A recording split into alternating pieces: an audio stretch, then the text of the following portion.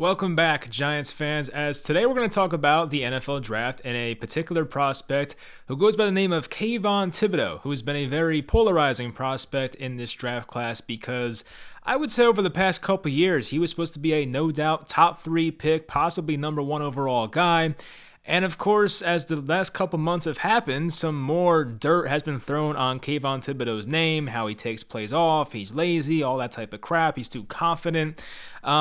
And yeah, so now there's a chance the Giants may have an opportunity to take him at number 5 or even number 7 if he slips that much in the draft. Now, of course, there is a chance he goes to the Jets at 4, goes to the Texans at 3, and this whole video is a moot point. But at the same time, based on what some people believe and what some people are saying and what some mock drafts are saying, Kayvon Thibodeaux has a chance to fall to the New York Giants at number 5 or even number 7. So I love Kayvon. That's why I'm making this video. I want to talk about why I like him so much, why I think he's great for New York. Let me know in the comments, how do you guys feel about Kayvon Thibodeaux? Would you like to see the Giants draft him? Hopefully you guys enjoyed the video, and let's get into it. So first I want to go over my notes and what I saw when watching Kayvon Thibodeaux. So his first step, get off, his quickness, burst, all that is absolutely insane.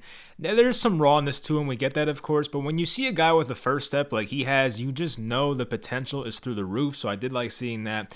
He can beat tackles before they're even set sometimes. Sometimes tackles are out of their set. Before they're even set, Kayvon Thibodeaux is already going around them. Like, he's that quick. It's absolutely crazy.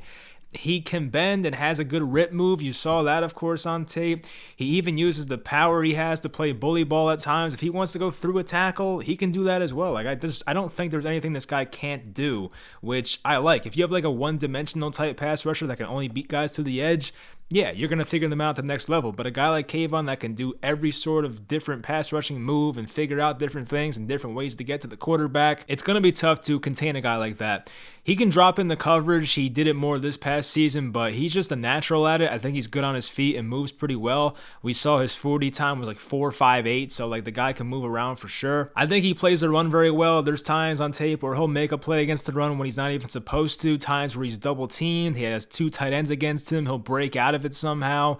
Times when he's on the weak side and will chase a guy down, where I think I see effort. I know other people want to point to specific plays where maybe he's not giving the best effort, and I'll acknowledge that now. There was a play, I think, in his last game where he was not giving the most effort, but like, it's the last game before getting basically $30-40 million of a contract your way. So if that's me and I'm Kayvon in that situation, I may take a play off where the guy's about to score a touchdown because I have $30-40 million coming my way a few months later once I get drafted by an NFL team. So I get it from that perspective. I mean, maybe there are some times where he will take a play off here and there, but nobody's perfect. And if I had all that money coming my way, I think we all can understand why he may not have been going 100 miles per hour on certain plays. And Kayvon's still 21 years old, and really one of the only weaknesses you'll see in his game is that sometimes he has a tough time getting disengaged when a tackle has him by the chest plate and all that. But like, once he learns to get around that and gets coached up a little bit, I just think the sky's the limit. And I think, he's been compared to Myles Garrett before, and you can see why.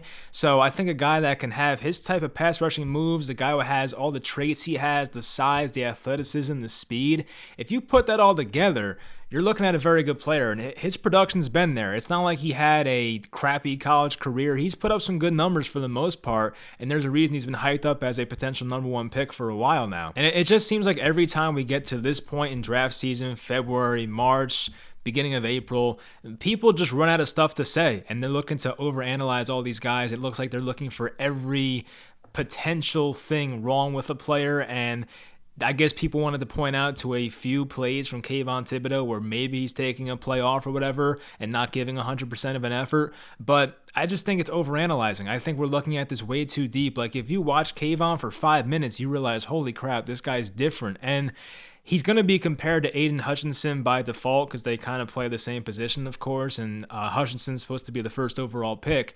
And I'll be honest, if I was Jacksonville and if I had Kayvon and Hutchinson on the board, I'm taking Hutchinson because he's safer. I think he has more of an NFL-ready body type. I just think he has better technique. Like, I think he's a safer pick compared to Kayvon Thibodeaux. But you're looking for a guy that has a higher ceiling, and I think Kayvon Thibodeaux has that. And the Giants are not a team next year that's going to compete probably for the playoffs. So, like, you're making this pick hoping that it's going to work out in your favor in 2023, 2024, and beyond. So if Kayvon Thibodeaux has to have a year where he adjusts to the NFL, that's fine with me because I'm not expecting the Giants to go that far next year. So the Giants have the ability to take a player who's quote unquote raw and has, more room to develop. So I'm fine with that personally. Now you look at the Giants edge rusher room and they can definitely improve. You're looking at names like Quincy Roche, who's a fine rotational guy, Jihad Ward coming from the Jaguars. Don't know what you're going to get, but possibly another rotation guy. Cam Brown, more the special teams guy, of course. Now, that was the previous regime. Does this regime like Cam Brown? We'll find out. Azeez Ojulari, I think right now you're looking at like a good number 2. I think Azeez has the potential to be a number 1 one day, but just right now at least he's a number 2, so we're going with that. But he will start next year for sure. You have O'Shane Zimenez, who of course could be cut before the year even starts. I have no idea how they can rely on him. Ellerson Smith, he was a mid-round pick last year, some potential, but once again, previous regime. The Giants right now don't really have all that much invested in Ellerson Smith, and that was really the last coaching staff that had a vision for him. So there's no guarantees there with the edge rushing group. And we know as Giants fans, when this team was great, 2007, 2011, having those pass rushers of Strahan and OC and having Justin Tuck and Jason Pierre-Paul, that's what really had the Giants defense rocking in the Super Bowl and really just got them to where they needed to be. And of course, I think cornerback play is so important today, of course, and secondary in general. And even our defensive coordinator, Don Martindale, has said that he wants to put more into the cornerback position because he trusts his defense to get pressures. But if the Giants do think Kayvon Thibodeaux is such a great player that you can't pass on him at 5, then sure, you're going to take Kayvon Thibodeaux. And edge rusher is still very important. We've seen a lot of games now where if you're playing an elite quarterback and you can get him rattled, go back to the Super Bowl 2 years ago, the Buccaneers versus the Kansas City Chiefs, and how great Patrick Mahomes is. But that pass rush for the Bucs was able to keep Mahomes basically in check. So we know how important the great pass rush can be. And if Kayvon Thibodeaux does reach that Myles Garrett ceiling that some people have mentioned, then oh my gosh, you compare him or you put him with a guy like Azeez Ojulari, who hopefully kind of gets better as years go on. You're looking at a great pass rushing duo right there. So I kind of hope that's where they go. Of course, I would be fine with an offensive tackle. The Giants need a right tackle so badly, whether it's Ike Ekwonu. I like Evan Neal a bit more, so I would love to see that as well. But if for some reason those two guys are off the board and you're sitting there at 5 with Kayvon Thibodeaux on the board, it'd be very tough for me personally to pass on him. And we'll see what the Giants do think about him. I think he has a good personality for New York. I know people think he's too cocky, too confident, but I've watched a couple interviews and I don't really come away saying that. I think Kayvon has a vision. I think he's confident in his own ability.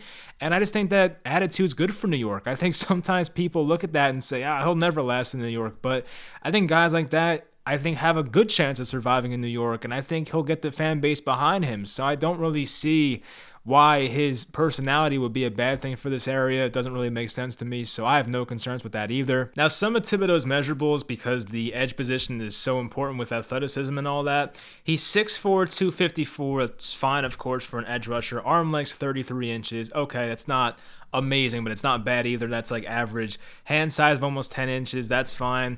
40-yard dash, 4.58, as I mentioned before, and that's honestly great for an edge rusher. You love to see that, especially for a guy at his size, over 250 pounds.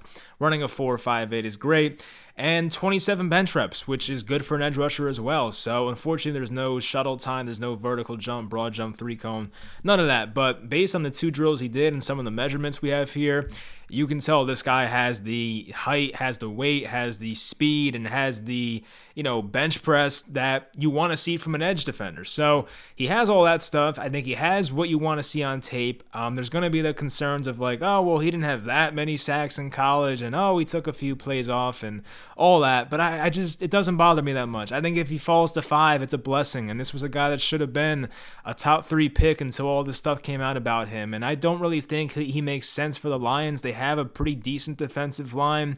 Maybe the Texans, maybe the Jets take him, but there is a chance if the Giants are sitting there at 5, you look at the Giants edge rushing room one more time, and you're like, we kind of need a guy. So I can see it happening for sure. We'll see what happens in late April. And personally, I want to see a scenario where the Giants come away with Evan Neal and Kayvon Thibodeaux. I don't know how possible that is because I just don't see it happening, but I would be thrilled if that was the case, because I think Evan Neal's probably like the safest and best offensive tackle in this class. I think Ekwonu probably has a higher ceiling, but Evan Neal's like very safe in my opinion for the most part.